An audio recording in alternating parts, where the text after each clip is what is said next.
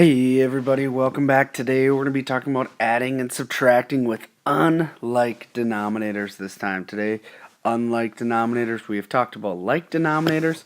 Unlike denominators is just a little bit different. So I hope you're ready to go, because I am, and let's go. Alright, so the very first thing is there are 4 warm-ups. So make sure you write down the answers to these 4 warm-ups, and we'll continue on. And this is a negative 2/5. And so on and so forth. Okay, so if you look at this, it is 1 3/5 plus a negative 2/5. Different signs means we are going to subtract. My answer is going to be 1 1/5. Okay, 3 11/12 minus, ooh, that's a little minus sign, 2 7/12. Okay, when I do that, I will get 1 4/12, but make sure that we are simplifying as much as possible, so we get 1 1/3. Okay, 6.5 plus a negative 1.2, again, are the signs the same? No, they're not, so they're different. Find the difference. So what you would do is you take 6.5 minus 3.2, and you would get 5.3. Last but not least, we have 3.4 minus 0.9. After we line up our decimals, we would get 2.5. Okay, fantastic job. One thing to make sure you are watching the entire video, listening to my explanations, writing down everything that's under the yellow bar, including the directions. It is very, very, very important that we do this. Alright? Okay, so today, like I said before, we are going to be adding and subtracting fractions with unlike denominators. So what you're going to do is you're going to come across a problem similar to this, where, as you can see, we're going to be taking different mileages from this national park that hikers have taken, okay, and figuring out a certain answer, but we are going to be using all 3 mixed numbers. However, if you notice, we have denominators 4, 8, and 2. Okay, well, when we get denominators like this, we need to find a common denominator. It's going to be very important because we can't add or subtract fractions without having that common denominator. Alright, so today we're going to be working on how to find that common denominator. There's more than one way. And again, pick the best way that works for you. Alright, so let's go. Let's do a few problems that work best for you.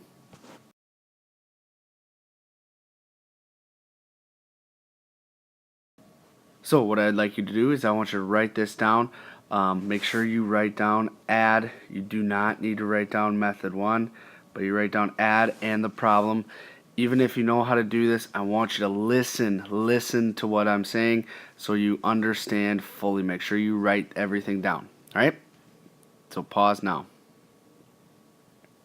Alright, so as we look at this, we have 1/8 plus 2/7. The biggest thing is what I need to do is I need to find a common denominator. Okay, an easy way to find a common denominator is to take these 2 denominators and multiply them by themselves. Okay, or multiply them by the opposite denominator. So if I take 8 times 7, I get 56. Okay, however, remember, we're changing the denominator, which means we're also going to have to change the numerator. Okay, so if I take 8 times 7 to get 56, I multiply that 8 and 7, so what I have to do, whatever I do to the denominator, I have to do to the numerator. Okay, very simple. So when I do that, I get 7 times 1, which is 7. On the other side, I took 8 times 7, or 7 times 8 to get to 56. I need to do that same thing to the numerator. Whatever I do to the denominator, I do to the numerator. So I get 16/56. Okay, I keep the same operation that's happening. I just change them into equivalent fractions. That's all I did. I changed their denominators and I changed their numerators. Now I have this nice, beautiful, easy problem because I have a common denominator, because that's all I want. I want a common denominator. So once you get a common denominator, then add. Okay, add straight across. 7 plus 16 to 1 at 3. and 56 on the bottom. 23, 23, okay? 2356 is our answer. All right? So common denominator. Common denominator. You can do that by multiplying those two together. Okay, here's we're subtracting here again. Write subtract. You do not have to write method 2, and then I want you to pause now and write this. Okay, when I look at this problem, one thing that I want to do, very first thing right off the bat, is I want to find a common denominator. Okay, then once I find that common denominator, then I'll be able to work through the problem. So if I look at my denominators of 6, my denominator of 8, okay, how did we first learn that to find a common denominator? Well, we took those two and we multiplied them together, right? We took 6 times 8. We know that 6 times 8 is 48. 6 times 8 is 48. However, they have a similar multiple. We call that, remember the LCD, the least common denominator? LCD, least common denominator. They have a multiple that's closer that's closer to their numbers than it is 48. Okay, for instance, what if I gave you the denominator of 24? Okay, 24ths. Does 6 go into 24? Absolutely, because 6 times 4 is 24. Okay, so that worked. How about 8? How do I get from 8 to 24? Multiply by 3. 8 times 3 is 24.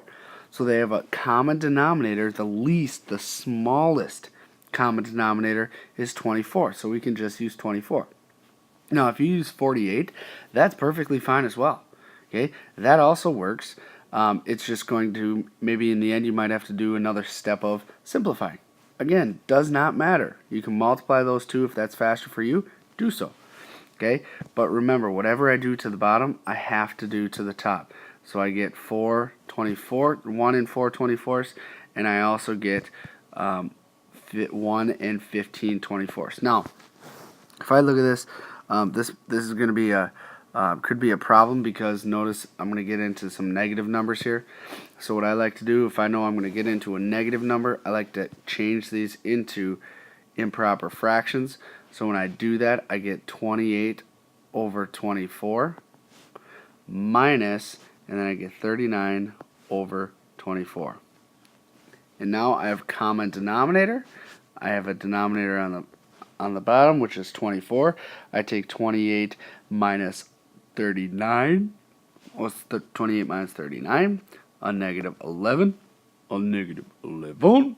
11. And my answer is negative 11. Okay? So just be careful.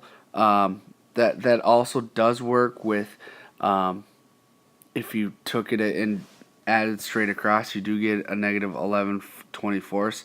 Just be careful, because this might be in a problem like this, it might get a little messy when you start dealing with mixed numbers and just and just subtracting straight across. So be careful with that. But both methods do work. So pick the one you want and go with it, as long as you get the right answer, though. Okay, next. Okay, here we go. Find a common denominator between these two. I want you to add them. Make sure you have add here with those. Make sure you actually write down the problem. Don't just give me the answer. Write down the problem. Show your work in your notes. It's very, very, very, very, very, very, very, very, very, very, very, very, very importante. Important. Okay, so write this down and do it. All right, so if I look at this, make sure you're still listening to this. Okay, I have 3 and 8 common denominator. I am going to multiply across. I have a common denominator of 24ths. Okay, once I get a common denominator of 24ths, how did I get from 3 to 24? Multiply by 8 on both sides, and I get 8 24ths. How did I get from 8 to 24? Multiply by 3 on both sides. There you go. We have a common denominator, which is what? 24. We have numerators where we can add straight across. We get 23, and my answer is 23 24ths. Okay? Don't overthink it. Find a common denominator, add and subtract.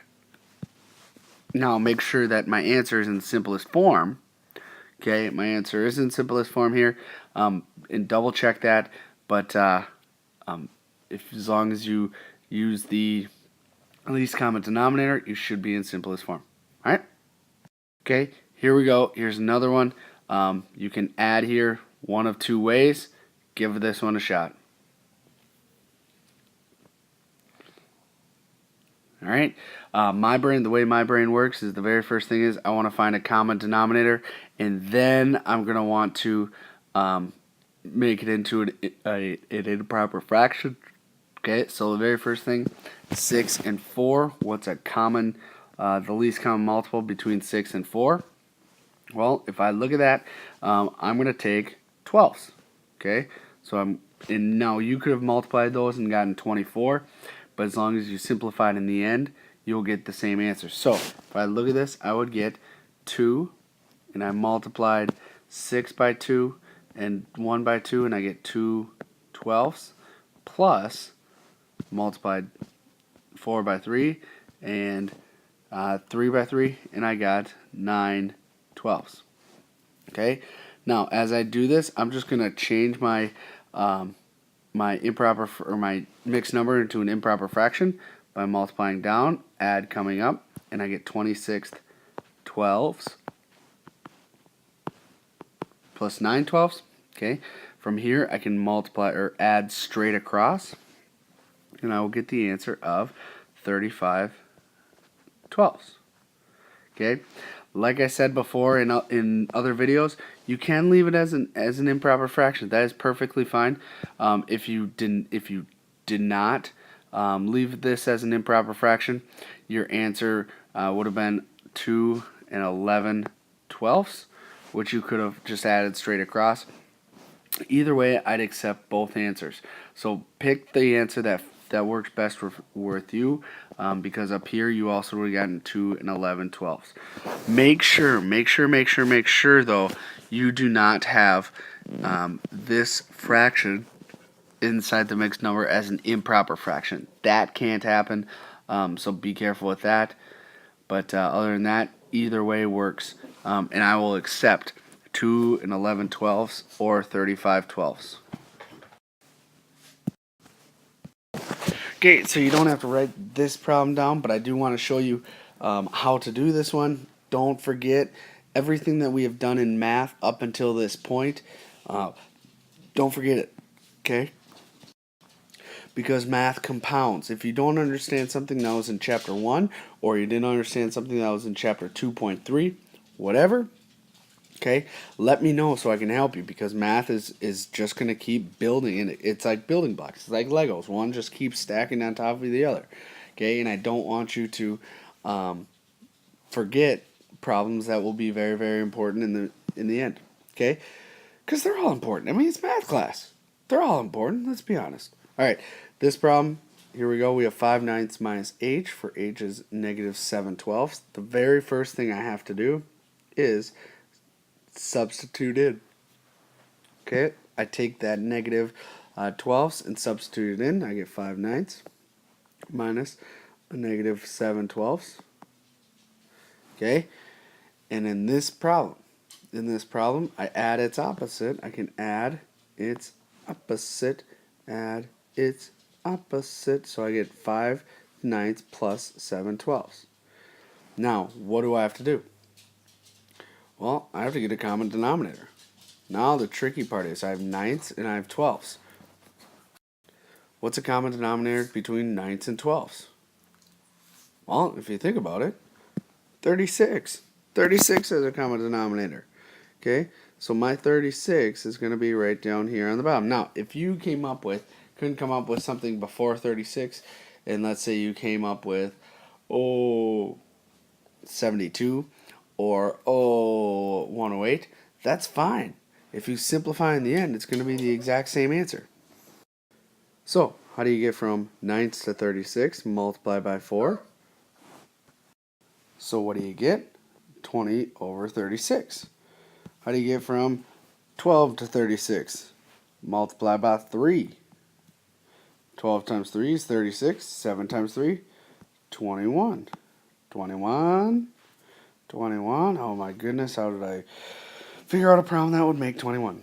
Okay, so if you look at this, add straight across. Again, you keep your denominator of 36. 20 plus 21, 21 is 41. You can leave it as an improper fraction, or if you want to change this, it would be 1 and 5/36. I am okay with either or. Okay? Now, you get to try one on your own. You try this one on your own. Don't forget, find a common denominator. Go. Alright, so if I do this, what am I going to do very first thing? Because you should have written down this entire problem. If you did not write down this entire problem, rewrite it down right above the work you just showed, because you should have shown work. Okay, lots of things going on here.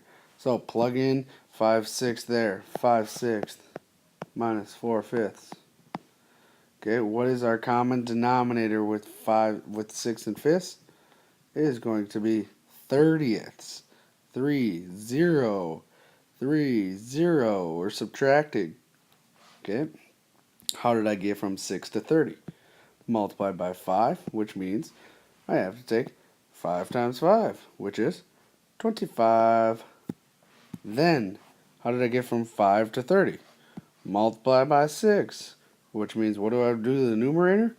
Multiply by 6. So 24 times 6 is, 4 times 6. I gave you the answer right before I even started. Okay, so here we have 25 over 30 minus 24 over 30. Easy subtraction problem. We get 1/30. 1/30. All right. Oh my goodness. My dog Max is just sniffing away. He's going crazy. Going crazy right now. So if you hear him whining, all right. Okay, here we go. I want you to write this problem down, and this is a 3/4 here. 3/4. I want you to write this one down, and I want you to try it. I want you to try it before I say anything. I want you to pause the video, make sure you write down this entire problem about Fred and Jose, and try to answer this problem, but without me giving you any hints.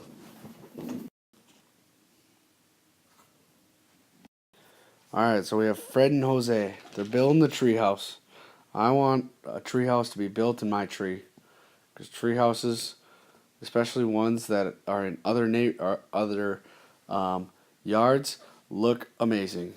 The treehouse I had, not so much. Okay, so anyways, they're building a treehouse. They need to cut 2 pieces of wood.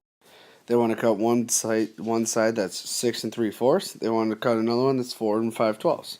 So if I have a 12-foot board here total, we're going to be cutting into 3 sections. What we want to figure out is what's that third section. So one way you could do this is you take 6 3/4 and you add it to 4 5/12. Okay, and then what you're going to do is you're going to take that answer and subtract it from 12 feet, because that's what you're getting. Okay, so but in order for us to add these two, we need to find a common denominator. That common denominator is going to be what? 12. Okay, so I have a common denominator of 12, which means I multiply by 3, and I get 6 and 9/12 plus 4 and 5/12.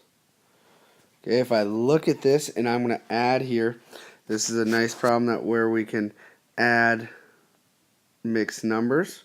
So I have 6 and 9/12 and 4 and 5/12. I'm going to add them straight up and down, and I get 14/12 and 10. Now, I have 14/12. Can I leave that as 14/12? No, I can't do that, because that 14/12 is an improper fraction, which is the same thing as 1 and 2/12, right? So I just rewrite this as 11 and 2/12, because I added, right? All right, so now those two cuts equal out to be 11 and 2/12. So what I have to do is, my board is 12 feet long. I need to take 12 feet minus 11 and 2/12. Okay? Now the tricky part is, can I take, because technically I have 0 12ths here, right? And I'm just, again, subtracting using the common denominator of 12ths. I don't have any 12ths. 0. Okay? So what you're going to have to do is just like we would in a problem like 33 minus 4 is you borrow here, right? We borrow from that 3 and we get 13. And then we would get our answer. We have to borrow from this 12 and we make it 11, okay, which changes this 0 and we're borrowing a whole number. What's a whole number that has a common denominator, or a denominator of 12? It's 12 12ths. Okay, we borrow a whole number and we get 12 12ths, right? Because 1 is equal to 12 over 12. So all I did was I added 12 12ths to my 0, all right? And I borrowed that 1 from that 11. So when I do this, I subtract 12 minus 2 is 10 12ths. 11 minus 11, 0. So my answer is 10 12ths. Can I simplify that? Yeah. I can make it into 5 sixths. Or if you said 10 inches, fantastic. Now, why would you have said 10 inches? Because remember, how many inches are in each foot? 12 inches. Well, if I have, my hole is 12 inches, that means I have 10 out of those 12. 10 inches is also my answer. So if I would have 5 6 foot or 10 inches. Okay, if you got either one of those, fantastic. If you're not sure how we came up with it, rewind and walk it right back through. Okay, so today the biggest thing is, unlike denominators, you need to find a common denominator when you add and subtract. Always find a common denominator when you add and subtract. Make sure you find a common denominator when you add and subtract. Do you know what I want you to do? Find a common denominator when you add and subtract, unlike denominator fractions. Okay? Alright. You're done for the day. That's all I have. Alright? I hope you have a wonderful night. I will talk to you later. And bye.